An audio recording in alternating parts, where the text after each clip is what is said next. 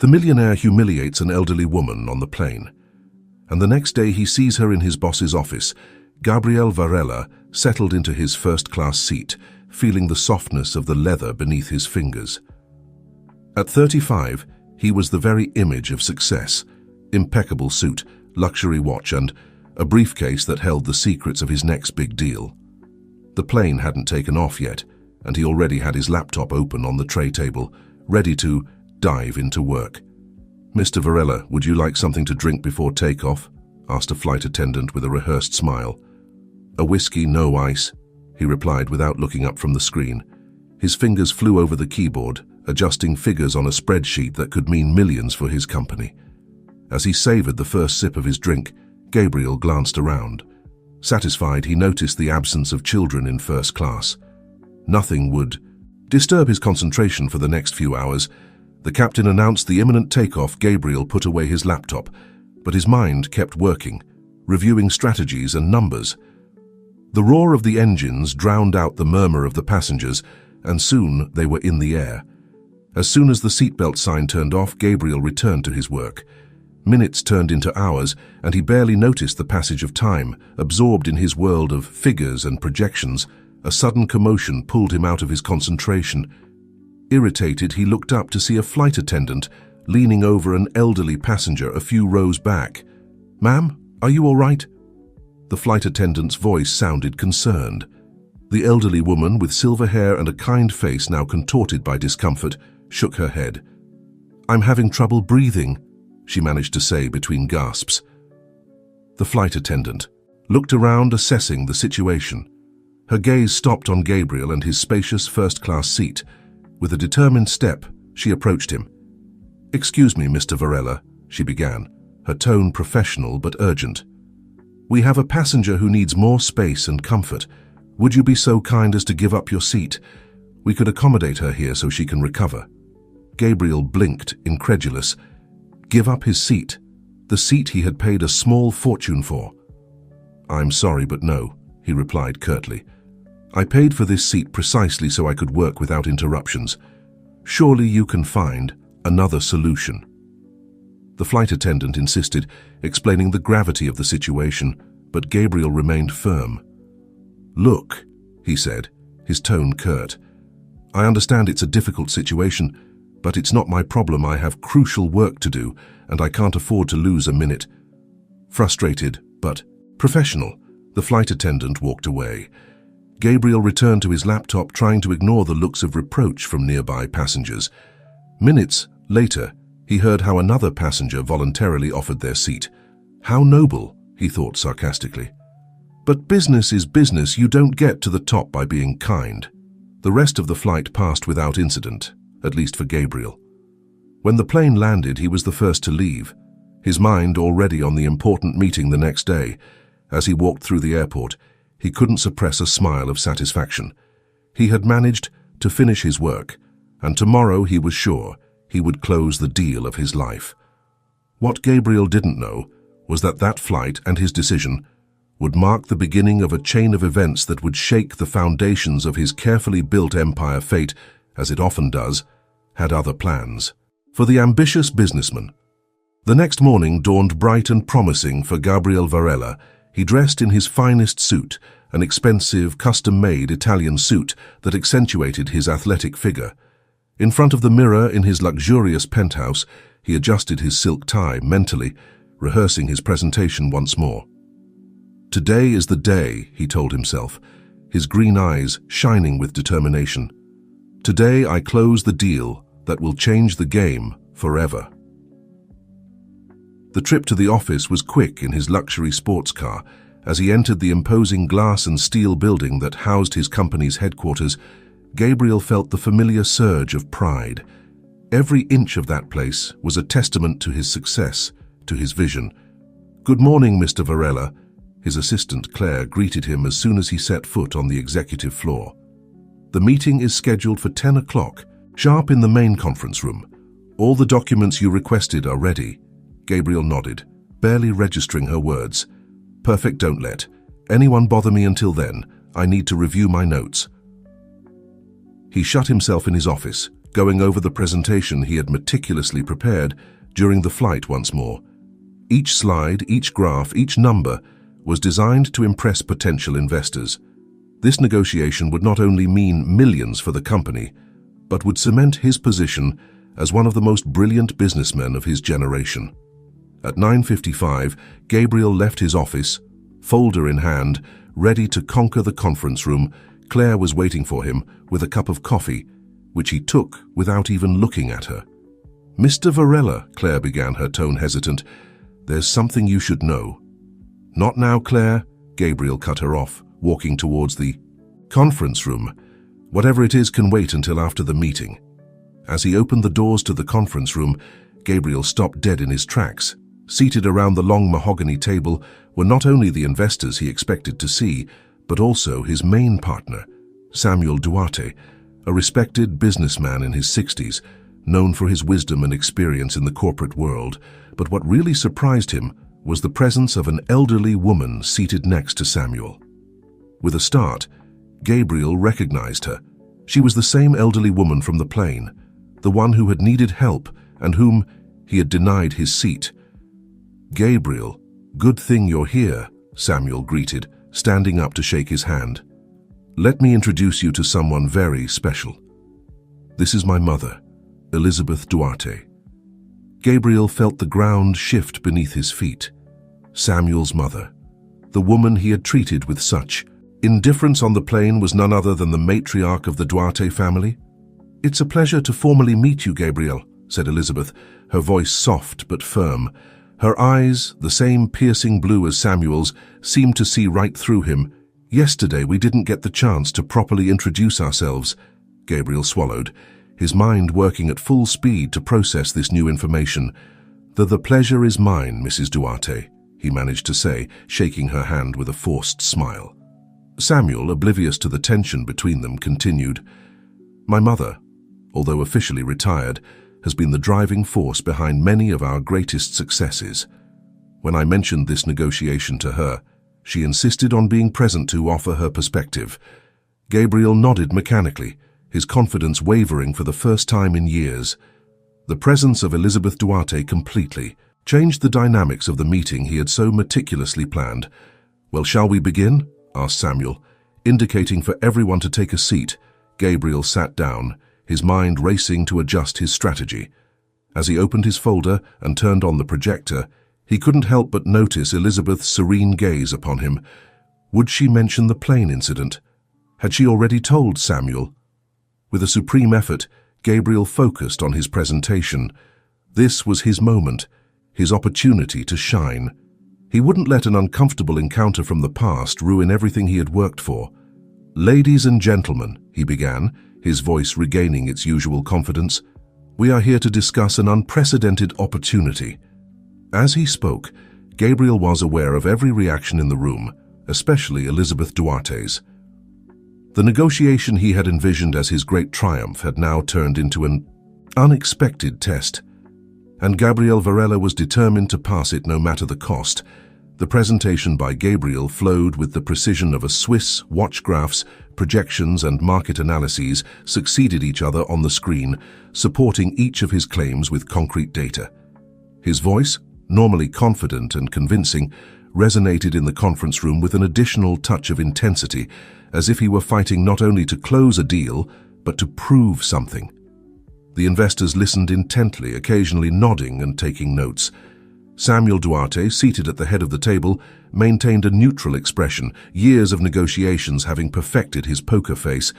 But it was Elizabeth, with her piercing gaze and slight smile, who unsettled Gabriel the most, as you can see, continued Gabriel, pointing to a particularly impressive graph. "Our projections indicate exponential growth over the next 5 years. This project will not only generate immediate profits, but will position us as undisputed market leaders." It was at that moment that Elizabeth Duarte gently raised her hand. Gabriel, unable to ignore her, yielded the floor with a tense gesture. "Mr. Varela," began Elizabeth, her voice calm but firm, "your projections are certainly impressive. However, I wonder if you have considered the long-term impact on the communities where you plan to implement this project." Gabriel blinked, momentarily disconcerted. "Of course, Mrs. Duarte. Our plan includes the creation of numerous jobs and—" "I'm not referring just to jobs," Elizabeth interrupted gently. "I'm talking about sustainability, about real corporate social responsibility. In my experience, the projects that truly endure are those that consider not only economic benefit, but also the well-being of people and the environment." A silence fell over the room. The investors exchanged glances, some nodding thoughtfully at Elizabeth's words. Gabriel felt a mix of frustration and anxiety growing in his chest. This was not the direction he had planned for the meeting. "I appreciate your perspective, Mrs. Duarte," he said, striving to maintain a respectful tone. "However, I believe my proposal already adequately addresses those aspects. If you'll allow me to continue..." But the damage was done. The seed of doubt had been planted. Throughout the rest of the presentation, Gabriel noticed how the investors asked more questions, questioning aspects that had previously seemed clear. When he finally concluded, the atmosphere in the room was very different from the enthusiasm he had anticipated.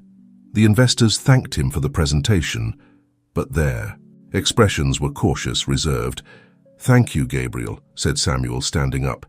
"It's been a very comprehensive presentation. I propose we take a break for lunch and resume discussions this afternoon. There's a lot to consider." As the others left the room, Gabriel stayed behind, reorganizing, his papers with slightly trembling hands.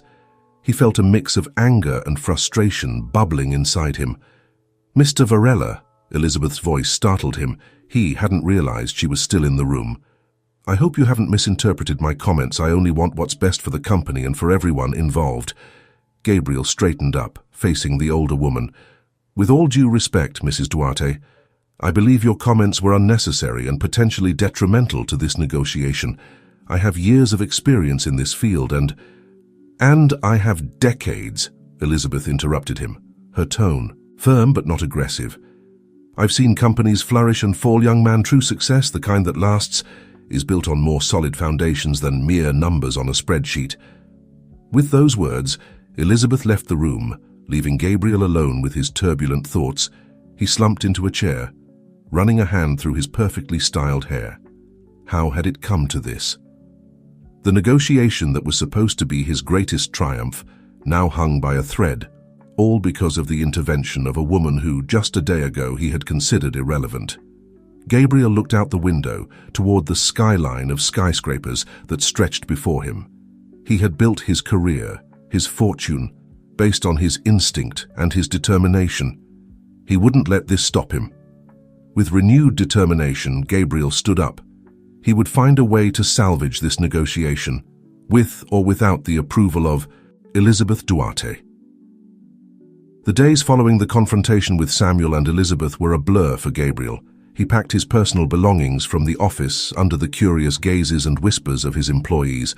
Claire, his loyal assistant, watched him with a mixture of concern and confusion as he emptied his desk drawers. "Mr. Varela," she ventured to ask, "is everything all right? There have been rumors—" Gabriel paused, holding a framed photograph of himself receiving a business award. His reflection in the glass stared back at him with a tired and bitter look. "I'm just taking a vacation, Claire, nothing to worry about." But even as he uttered those words, he knew they were a lie. This wasn't a simple vacation. It was an exile, a test, and possibly the beginning of the end of everything he had built. That night, in the solitude of his luxurious penthouse, Gabriel poured himself a glass of whiskey and stepped out onto the balcony. The city glittered beneath him, a sea of lights and promises. How many times had he looked out at this same view, feeling like the world was at his feet? Now that view only reminded him of how fragile his position was. He spent the first days of his leave locked in his apartment, alternating between anger and self-pity.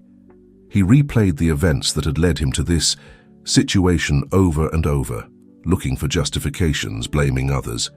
But in moments of clarity, when the effect of the alcohol wore off, an uncomfortable truth began to emerge. Maybe, just maybe, Samuel and Elizabeth were right. It was in one of these moments of lucidity that Gabriel made a decision. If he was going to use this time, he would do it his way. He packed a suitcase with essentials and, without telling anyone, boarded a flight to a small Caribbean island where his family used to vacation when he was a child. The contrast couldn't have been greater. From skyscrapers and boardrooms, he transitioned to white sand beaches and small seaside cottages. Suits and ties were replaced by t-shirts and shorts. And for the first time in years, Gabriel found himself without an agenda to keep, without calls to make, without emails to answer. The first days on the island were disconcerting.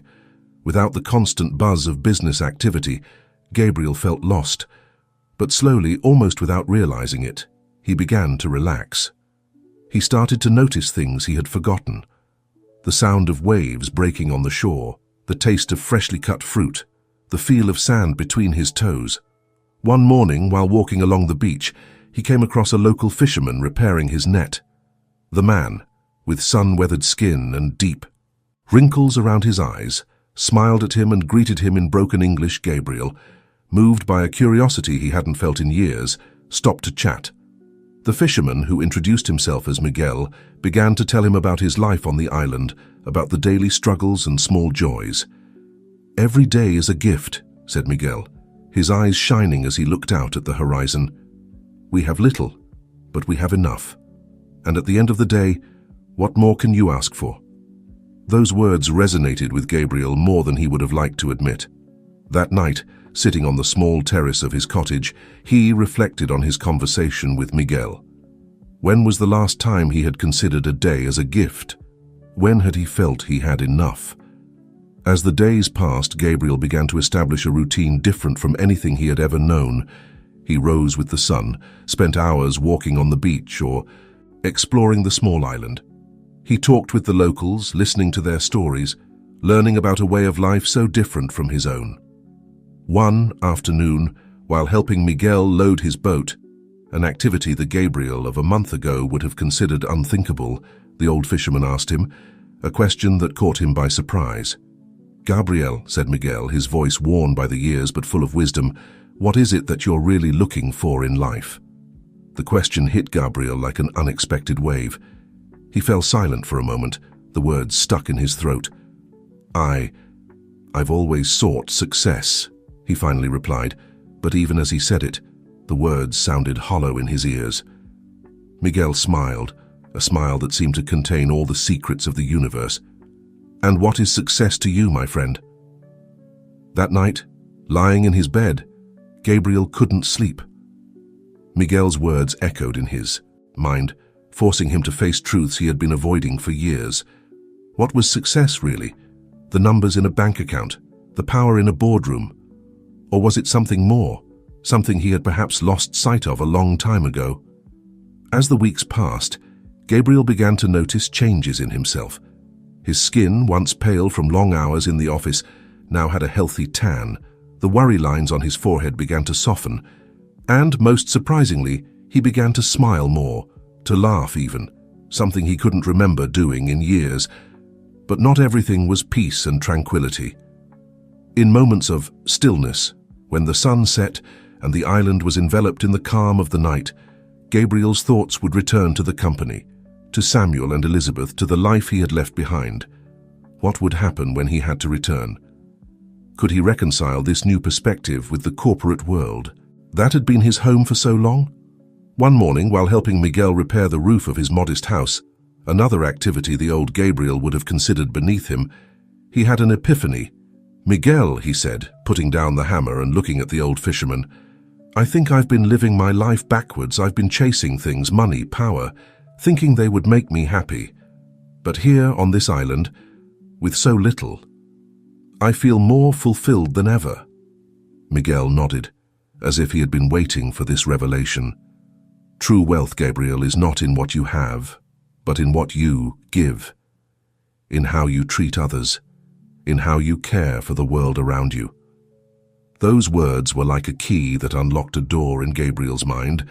Suddenly he saw with clarity how his obsession with personal success had blinded him to the needs of others, to his responsibility to the community and the environment. That night, sitting on the beach under a starry sky, Gabriel made a decision. He would return to the company. Yes, but not as the same man who had left. He would bring with him the lessons learned on this island, the wisdom of Miguel, the peace he had found in simplicity. He took out his phone, which he had kept turned off for weeks, and switched it on. He had hundreds of unread messages and emails, but he ignored all but one. With trembling fingers, he typed a message to Samuel. "I'm ready to come back. We have a lot to talk about." As he pressed send, Gabriel felt a mixture of anxiety and anticipation. He didn't know exactly how his return would be, how this new self would fit into his old life. But for the first time in a long time, he felt he was on the right path. What Gabriel didn't know was that his return would trigger a series of events that would shake the foundations of the company and put his newly discovered perspective to the test in a way he could never have imagined. The airport buzzed with activity as Gabriel Varela set foot in the arrivals terminal. The contrast with the quiet island that had been his home for the past month couldn't have been greater. The noise, the rush, the frenetic energy of the city, it all felt strangely foreign to him now. Dressed in a simple shirt and casual pants, Gabriel drew attention, but not in the way he was used to. He wasn't the powerful executive in an impeccable suit that everyone knew. This Gabriel, tanned and with a several-day stubble, looked more like a relaxed tourist than a business shark. As he waited for his luggage, his phone vibrated. It was a message from Samuel. "Welcome back. I'll see you in the office tomorrow at 9. We have a lot to discuss." Gabriel took a deep breath. The moment of truth was approaching. That night in his penthouse, Gabriel found himself restless. The view of the city from his window, which had once filled him with a sense of power and accomplishment, now seemed a reminder of all he had been doing wrong. He wondered what Miguel would think of all this, of this life of excess and unbridled ambition. The next morning, Gabriel dressed carefully. He chose a suit, but one simpler than he used to wear. He wanted to project professionalism, but also the change he had undergone. As he entered the company building, he felt all eyes on him. Employees whispered and pointed discreetly. Claire, his assistant, greeted him with a mixture of surprise and relief. "Mr. Varela, welcome back," she said, her voice betraying her curiosity about the evident changes in her boss. "Thank you, Claire," Gabriel replied, with a genuine smile, something that took the assistant by surprise. "It's good to be back." When he entered Samuel's office, he found not only his partner, but also Elizabeth. The tension in the room was palpable. "Gabriel," Samuel greeted, his tone cautious but not hostile. "It seems the time off has done you well." Gabriel nodded, taking a seat in front of them. "It's been revealing," he said, carefully choosing his words. "I think you were right. Samuel, I needed this time to reflect." Elizabeth watched him closely, her sharp eyes searching for signs of sincerity or deceit. "I'm glad to hear that," said Samuel. "But you'll understand that we need more than words. The company has been in a state of uncertainty since your departure. Investors are nervous, employees are confused. We need to know exactly where you stand now." Gabriel took a deep breath. This was the moment he had been preparing for during his flight back. "I understand, and first of all, I want to apologize to both of you," he said, looking at Samuel and Elizabeth. "My behavior, my approach, they were wrong. I've spent this last month reflecting deeply on who I am, what I want, and what kind of legacy I want to leave." He paused for a moment, gathering his thoughts. "I've come to the conclusion that our company has the potential to be much more than just a money-making machine. We can be a force for good, for positive change, and I want to be part of that change." Samuel and Elizabeth exchanged glances, a mixture of surprise and caution in their expressions. "That sounds promising," Samuel said slowly. "But how do you propose to implement this new approach?" Gabriel leaned forward, his eyes shining with a new determination. "I have some ideas. First, I want to review all our current and future projects under a new lens of social and environmental responsibility. Second, I propose creating a department dedicated exclusively to sustainability initiatives and community support. And third, I want us to start measuring our success, not just in terms of profits, but also in the positive impact we generate." Elizabeth, who had remained silent until now, finally spoke. "Inspiring words, Gabriel. But are you prepared for the challenges that will come with this change? Not all investors will agree. You might face resistance even within the company." Gabriel nodded, a small smile on his lips. "I know, and I'm prepared for it. In fact, I look forward to it. It will be a challenge, yes, but one worth facing." Samuel leaned back in his chair, studying Gabriel with a new appreciation. "All right," he said finally.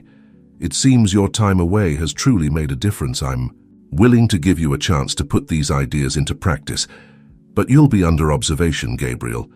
We need to see concrete actions, not just nice words." "I understand," Gabriel responded, "and I'm ready to start today, if you'll allow me." As he left Samuel's office, Gabriel felt a mixture of relief and anticipation. He knew the road ahead would not be easy. Changing the direction of a company as large as his would be like trying to turn an ocean liner. But for the first time in a long time, he felt he was doing the right thing. What Gabriel didn't know was that his transformation and his new ideas would soon face their first major test. A crisis was looming, one that would test not only his new principles, but also the loyalty of everyone around him.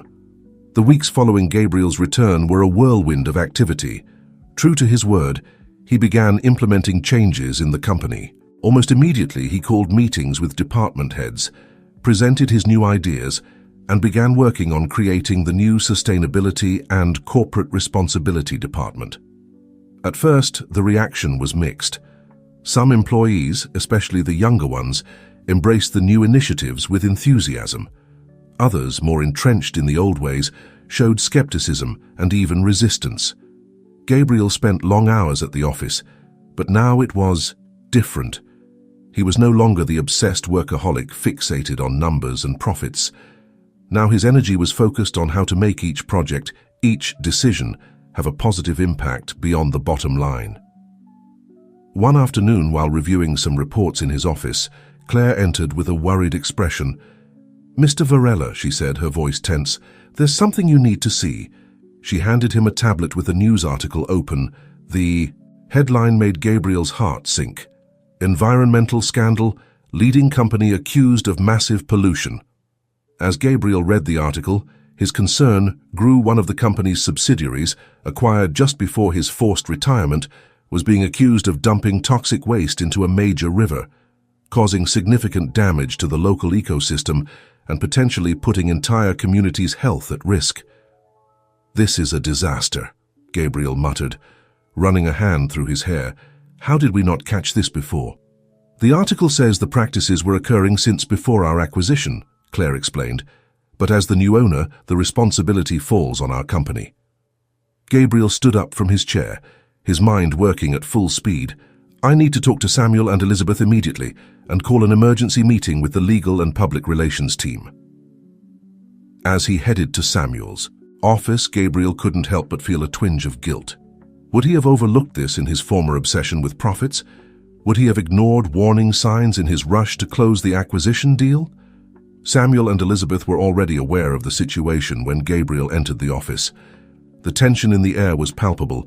"This could sink us," said Samuel, his voice grave. "Investors are panicking, stocks are plummeting, and the media is out for blood." Elizabeth, always the voice of reason, intervened. "What's important now is how we respond to this. It's a crisis, yes, but also an opportunity to demonstrate that we've truly changed." Gabriel nodded, grateful for Elizabeth's perspective. "You're right, and I think I know how we can do that."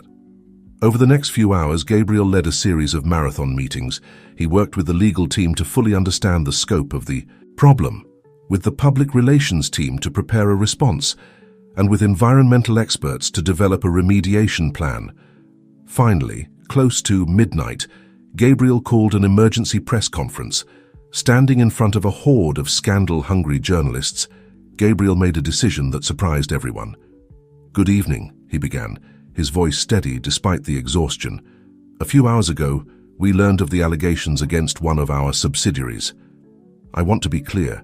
These practices are unacceptable and go against everything our company stands for." He paused, looking directly at the cameras.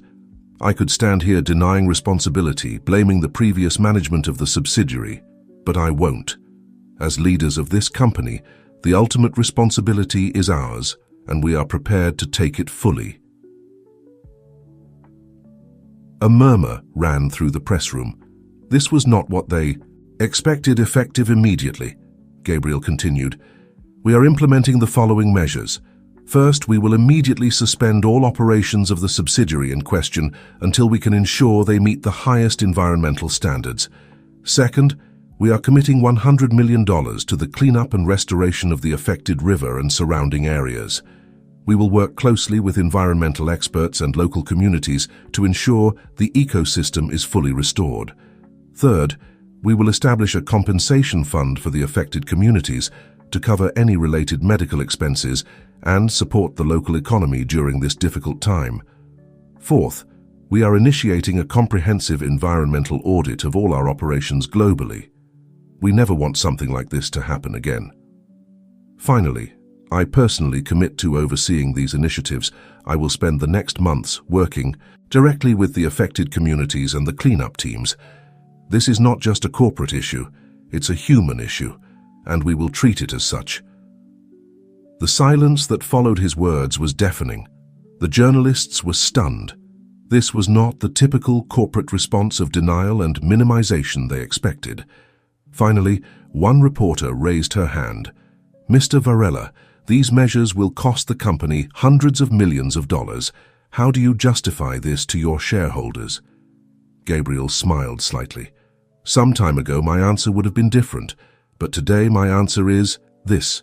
The true cost would be doing nothing. The true cost would be losing the trust of our customers, our communities, and our planet.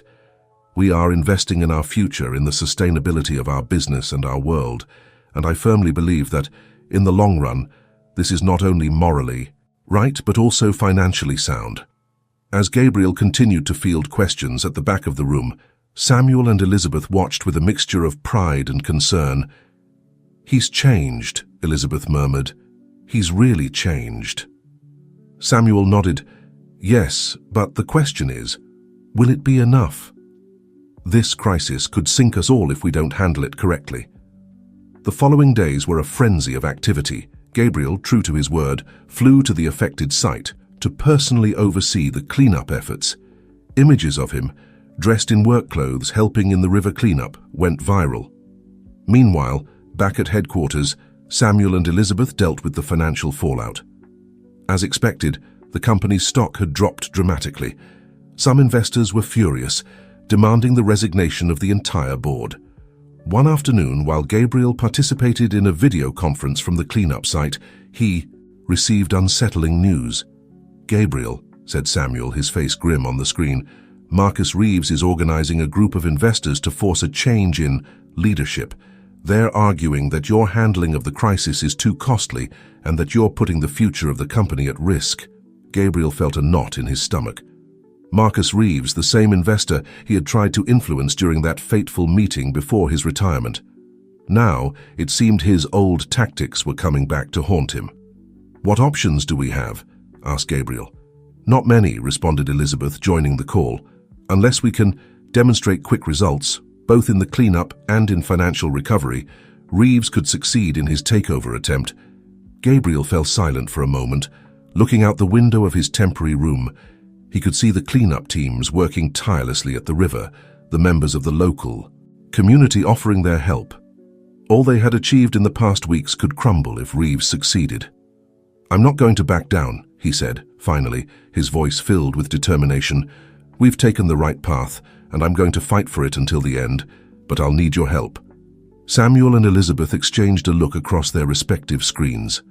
We're with you, Gabriel, said Samuel, but it will be the battle of our lives. As he ended the call, Gabriel knew they were entering uncharted waters. The environmental crisis was just the beginning. Now they faced a fight for the very soul of the company. What Gabriel didn't know was that this battle would bring to light long-buried secrets and test loyalties in a way he had never imagined. The fate of the company and everyone involved hung by a thread. The days turned into weeks, and the weeks into months. Gabriel divided his time between the cleanup site and the head office, fighting on two simultaneous fronts. On one side, the environmental restoration, efforts were progressing slowly but surely. On the other, the corporate battle intensified day by day. Marcus Reeves had managed to gather a significant group of disgruntled investors. His arguments were persuasive. Gabriel's response to the crisis was too costly, too risky. He painted Gabriel as a naive idealist who was driving the company to ruin in the name of social responsibility.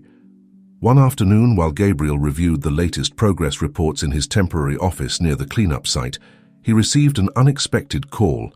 "Gabriel, it's Elizabeth. I need you to return to the city immediately. Something complicated has come up." The urgency in Elizabeth's voice put Gabriel on alert. "What's happening, Elizabeth?" There was a pause on the other end of the line. "It's better we discuss it in person. Be discreet." Intrigued and worried, Gabriel took the first flight back to the city. When he arrived at Elizabeth's office, he found not only the Duarte matriarch, but also Samuel and, surprisingly, Claire. His assistant, "What's going on?" asked Gabriel. Looking at the tense faces around him, Elizabeth took a deep breath before speaking. "Claire came to us with delicate information that could change the entire landscape of our fight against Reeves." Claire, visibly nervous, stepped forward. "Mr. Varela, I've been investigating on my own since this crisis began, and I've discovered something about Marcus Reeves, something he's kept very well hidden." Gabriel sat down, bracing himself for what was to come. "I'm listening, Claire." "Reeves isn't acting alone," Claire began. "He's working in conjunction with a rival company, Green Tech Industries. They've been planning this hostile takeover for months, since before the environmental scandal broke. Gabriel felt his blood run cold. "Are you saying Reeves knew about the environmental issues before they came to light?" Claire nodded gravely. "Not only that, I have evidence suggesting that Reeves and Green Tech might have orchestrated the leak of information to the media, hoping to create exactly this crisis." The room fell silent as everyone processed this information. Finally, Samuel spoke. "If this is true, it completely changes the game. We could expose Reeves, discredit his takeover attempt." But Gabriel wasn't convinced. "Wait a minute, how did you obtain this information, Claire? Is it legal? Is it ethical?" Claire seemed to shrink a little at the question. "I may have accessed some emails and records that I technically shouldn't have seen, but everything I found is real, I swear." Gabriel ran a hand over his face, feeling the weight of the decision they faced. Using this information could save the company, but at what cost? "Gabriel," intervened Elizabeth, her voice soft but firm. "I know what you're thinking, but consider this. Reeves and Green Tech aren't just trying to take over the company. They're willing to cause a real environmental disaster, to harm entire communities just for profit. Don't we have a responsibility to stop them?" Gabriel stood up and walked to the window, looking out at the city that stretched before him. The old Gabriel wouldn't have hesitated to use this information to crush his opponents without mercy. "But now I need time to think," he said finally. "This isn't a decision we can make lightly." As the others nodded in understanding, Gabriel couldn't help but feel that they were at a turning point. The decision they made here would not only affect the future of the company, but would also test their new principles and values. What Gabriel didn't know was that as they deliberated, other forces were in motion. Marcus Reeves, sensing that his plan might be in danger, was preparing his own desperate move. And somewhere in the city, an investigative journalist was about to uncover a piece of information that would shake the foundations of everything Gabriel thought he knew about his company and its history. The storm that was coming promised to be fiercer than any of them could have imagined. Gabriel spent the night tossing and turning in his apartment, weighing the implications of the information Claire had discovered. On one hand, using this information could save the company and all the jobs that depended. On the other, doing so would mean compromising the very ethical principles he had sworn to uphold. At dawn, he made a decision. He called an urgent meeting with Samuel, Elizabeth, and Claire. "I've been thinking all night," Gabriel began, his voice tired but determined. "And I believe we have to be better than our opponents. We can't fight unethics with more unethics." Samuel frowned. "Gabriel, I understand your position, but do you realize what's at stake? If we don't act, Reeves will win." "I know," Gabriel responded. "But if we win using his tactics, What do we become? No, we must find another way. Elizabeth, who had remained silent, finally spoke. I agree with Gabriel, but that doesn't mean we should ignore this information completely. Perhaps there's a way to use it ethically. Gabriel nodded, grateful for the support. Exactly. We won't use the illegally obtained information, but we can use what we know to guide our investigation. Claire, can you work with the legal team to find legitimate ways to investigate Reeves and Greentech? Claire nodded energetically. Of course, Mr. Varela, I'll get on it immediately. As the team began to work on their new strategy across the city, in the offices of a major newspaper, a young journalist named Sofia Mendoza was about to make a startling discovery. Sofia had been investigating the environmental scandal since it broke, but her investigations had led her far beyond what she expected. Reviewing old corporate records, she found something that left her breathless. It can't be, she murmured to herself, checking the documents over and over to make sure she wasn't making a mistake. What Sofia had discovered was a hidden connection between Gabriel's company and Greentech Industries. That went back decades. It seemed that the two companies, now rivals, had once been part of the same corporation, split in a bitter family conflict that had been carefully erased from public records. Meanwhile, Marcus Reeves was not willing to sit and wait passively. Suspecting that his plan might be in jeopardy, he decided to accelerate his timeline. He called an emergency meeting of the board, intending to force a vote to remove Gabriel from his position. Gabriel received the news of the meeting with a mixture of frustration and determination. It's now or never, he told his team. We have to present our case to the board and convince them that our approach is the right one. As Gabriel and his team prepared for the battle in the boardroom, Sofia Mendoza was making a crucial decision at her desk. The information she had discovered was explosive, potentially devastating for both. Companies publishing it could be the scoop any journalist would dream of, but it could also have unforeseen consequences for thousands of innocent employees. With her heart racing, Sofia picked up her phone and dialed a number. Hello, Mr. Varela? My name is Sofia Mendoza. I'm a journalist. I have information that I think you need to know before your meeting with the board. Gabriel, surprised by the call, listened with growing astonishment as Sofia revealed what she had discovered. The story that emerged was one of family betrayal, buried secrets, and far-reaching consequences. When he hung up the phone, Gabriel stood still for a moment, trying to process what he had just learned. The revelation changed everything, shedding new light on the conflict with Reeves and Greentech. With this new information, Gabriel knew he had to completely rethink his strategy for the board meeting. Samuel, Elizabeth, Gabriel called his allies, we need to talk now. In the minutes remaining before the meeting, Gabriel quickly shared what he had learned from Sofia. The revelation that his company and Greentech were once one, divided by a family conflict, left Samuel and Elizabeth stunned. How is it possible we didn't know this? Asked Samuel, his voice tinged with disbelief. Elizabeth, however, seemed less surprised and more resigned. There are many things from the company's past that were kept secret, even from us, she said quietly. Gabriel stared at them. Is there anything else I should know before I walk into that room? Elizabeth sighed deeply. Gabriel, there's a reason Marcus Reeves is so determined to take over our company. He's part of the family that founded Greentech. The division of the original company was the work of his father and mine. The revelation hit Gabriel like a punch to the stomach. Everything made sense now.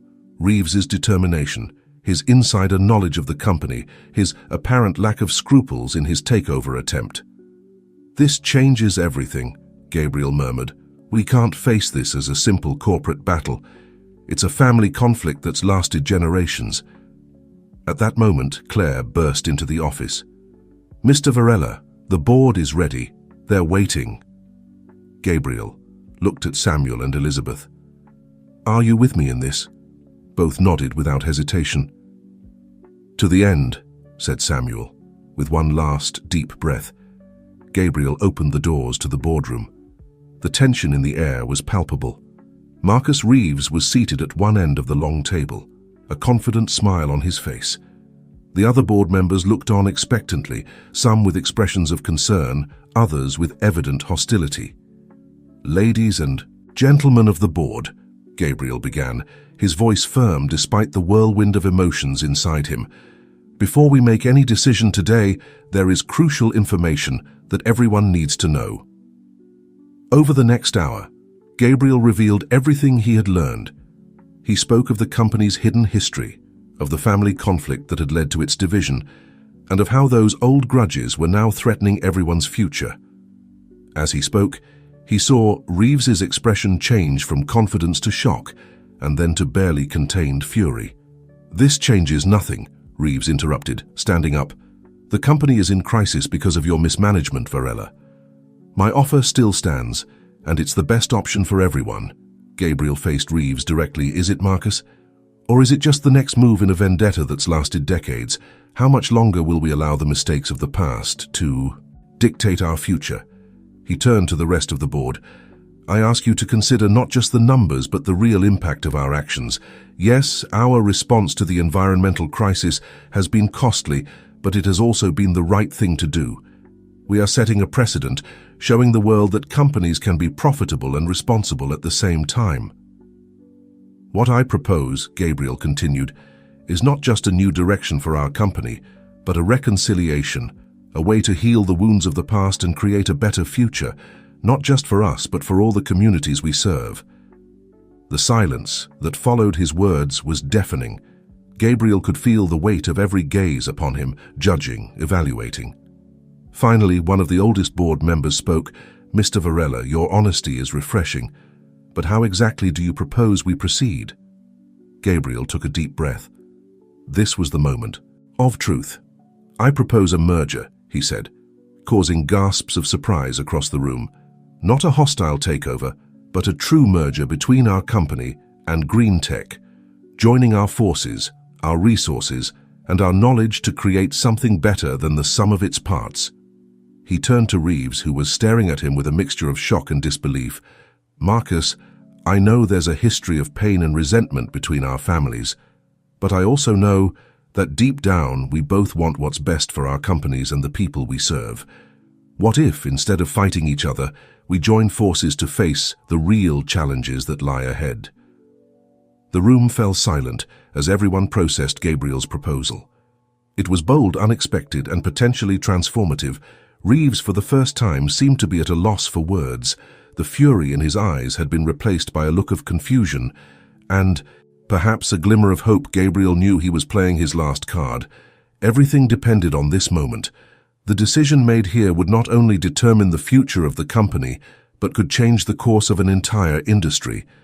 As he awaited the response, Gabriel couldn't help but think about how far he had come from that day on the plane, when his arrogance and selfishness blinded him to the needs of others. Now he was putting everything on the line for a greater good. What Gabriel didn't know was that this proposal would trigger a series of events that no one could have foreseen, leading the story to a climax that would shake the very foundations of everything they thought they knew. The silence in the boardroom seemed to stretch for eternity. Gabriel could feel each beat of his heart, each held breath around him. Finally, Marcus Reeves stood up slowly, his face an inscrutable mask. "Gabriel," he began, his voice charged with conflicting emotions, "I must admit you've surprised me. When I came here today, I was prepared for a battle, not for this." Reeves paused, looking around the room at the expectant faces of the board members. "For years, I've seen this company as the enemy, as the symbol of everything my family lost. But now, I wonder if maybe we've all been wrong for too long." Gabriel felt a flicker of hope. "Marcus, I know there's a lot of history, a lot of pain between our families, but I also believe there's an opportunity here to do something truly extraordinary." Reeves nodded slowly. "I need time to consider it. This isn't a decision I can make alone or lightly." The chairman of the board cleared his throat. "I believe we all need time to process this proposal. I suggest we take a recess and reconvene in 48 hours to make a final decision."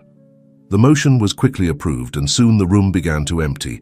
Gabriel stayed behind, exhausted but with a spark of optimism. Elizabeth approached him, placing a comforting hand on his shoulder. "I'm proud of you, Gabriel," she said softly. "You've shown true leadership today."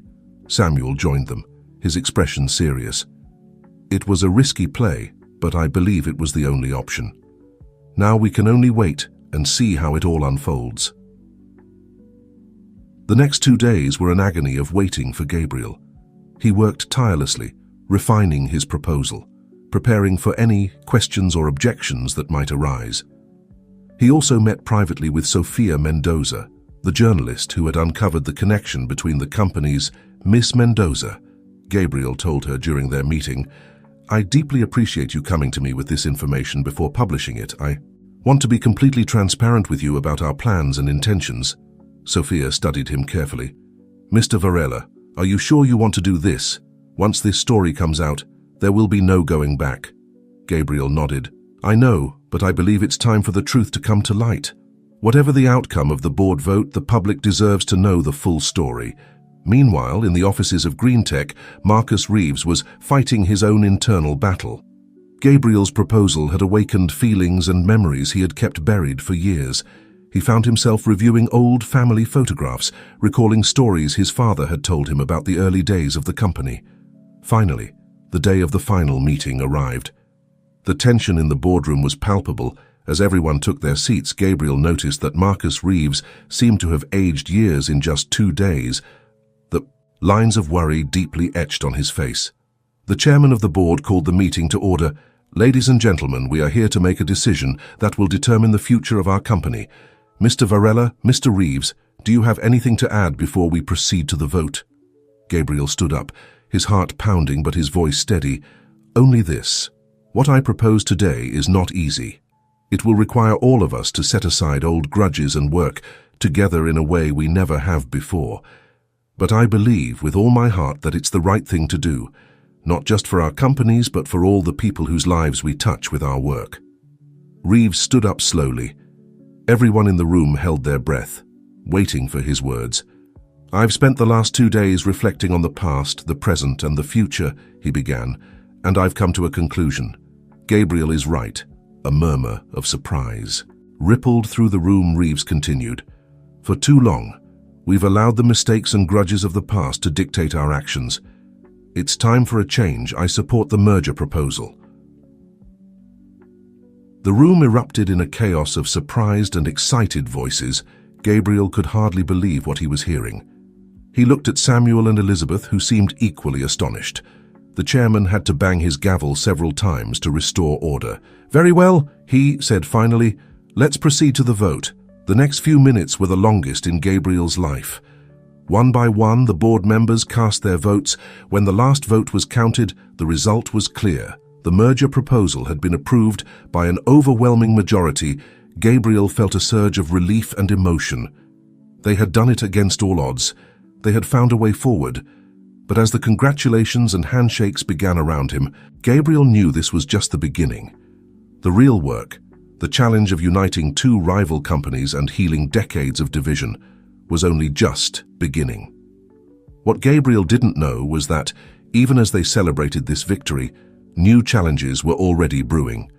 The story of the merger and the hidden past of the companies would soon become public, and not everyone would be happy with these revelations. The path to redemption is never easy, and Gabriel was about to discover that the price of doing the right thing can sometimes be higher than one could ever imagine. The months following the merger decision were a whirlwind of activity. Gabriel, along with Marcus Reeves and a team of executives from both companies, worked tirelessly to make their vision of a unified and ethically responsible company a reality. The news of the merger and the history behind it, published by Sofia Mendoza, caused a stir in the industry and the media. There was criticism and skepticism, but also a wave of support from those who saw this as a bold step towards a more ethical and sustainable business future. Gabriel found himself at the center of a media storm, giving interviews, explaining the vision behind the merger, and defending his decision to be transparent about the company's past.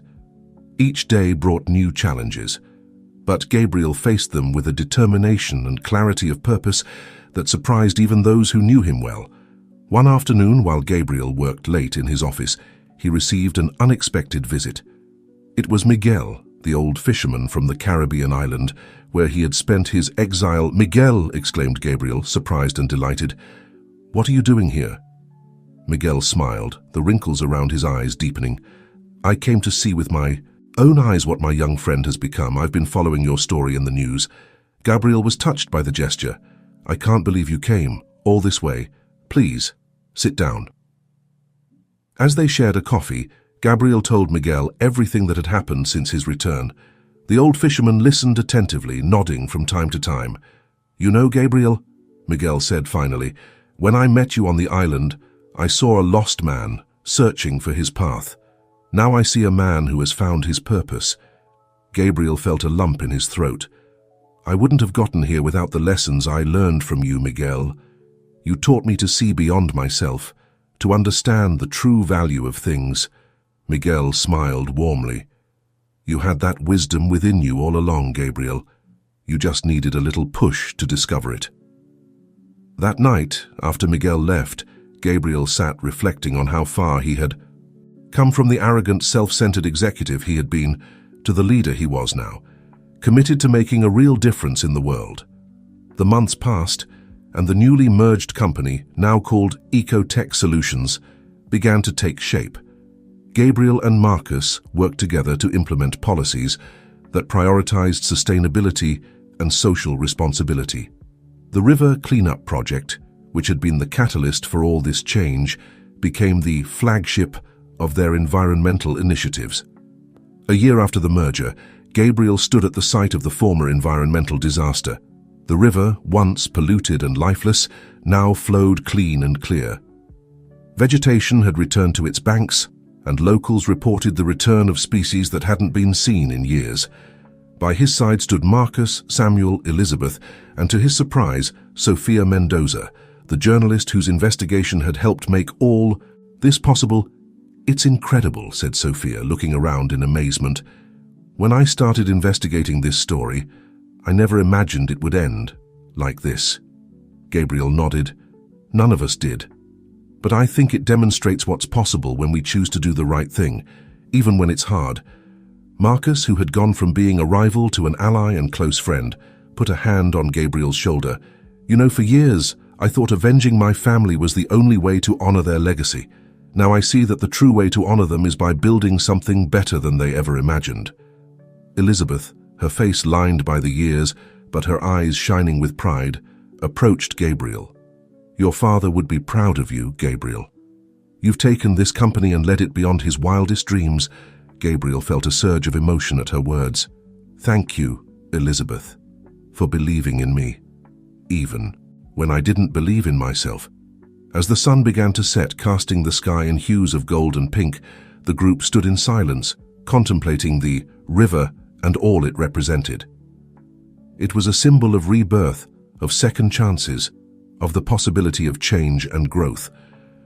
Gabriel thought about the long and difficult road that had led him here, the mistakes he had made, the lessons he had learned, the relationships he had healed and forged. He thought about that flight, what seemed like a lifetime ago when his arrogance had blinded him to the needs of others. "You know," he said finally, breaking the silence, "someone once told me that every day is a gift. I understand now what that really means." The others nodded, each lost in their own thoughts and reflections. As the group prepared to leave, Gabriel lingered for a moment longer, looking at the river. He knew the road ahead wouldn't be easy. There would be challenges, obstacles, and moments of doubt, but for the first time in his life he felt truly at peace with who he was and what he was doing. The sun finally dipped below the horizon, and the first stars began to appear in the twilight sky. Gabriel took a deep breath, filling his lungs with the fresh night air. Tomorrow would be a new day, filled with new opportunities to make a difference. With one last look at the river, Gabriel turned to join the others. As he walked, he felt a sense of purpose and determination he had never experienced before.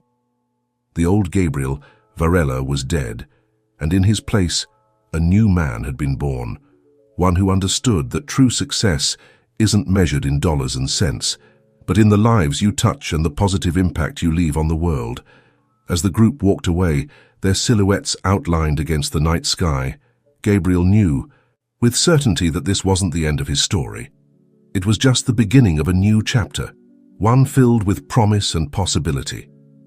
And so, with the soft murmur of the river as a soundtrack, Gabriel Varela took the first step into his future, ready to face whatever challenges might come, with the wisdom, compassion, and determination he had gained on his extraordinary journey of redemption.